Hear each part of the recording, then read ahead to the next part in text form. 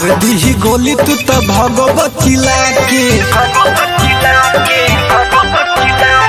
मार दी गोली तू तो भगवत चिल्ला के मार दी गोली तू तो भगवत चिल्ला के यार रंगदार हम मुजफ्फरपुर जिला के यार रंगदार हम मुजफ्फरपुर जिला के यार रंगदार हम मुजफ्फरपुर जिला के कहबत लाइव हम तोह के मिला के कहबत लाइव हम तोह के मिला के यार रंगदार हम मुजफ्फरपुर जिला के यार रंगदार हम मुजफ्फरपुर जिला के यार रंगदार हम मुजफ्फरपुर जिला के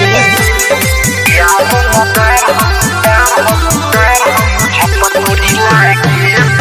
धड़कन रिकॉर्डिंग स्टूडियो दिल्ली। यार रंगदार हम मुजफ्फरपुर जिला के काहे लजान से खेलत बाहरो चलो जही बजान से डरू नइखे सुनो ए बाबू चल जही बजान से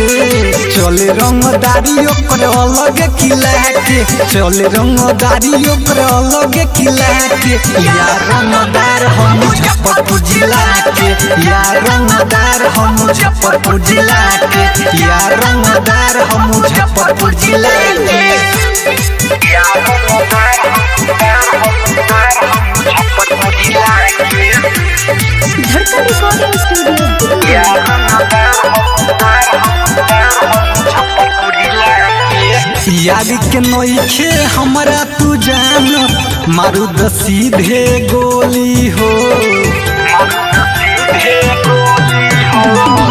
राजा हिंदुस्तानी सुनो बोल बजा दे बोली हो धड़कन राकेश तोहे रखे दिहिला के रोहित सुनील सुन रख दिहिला के यार रंगदार हम मुजफ्फरपुर जिला के यार रंगदार हम मुजफ्फरपुर जिला के।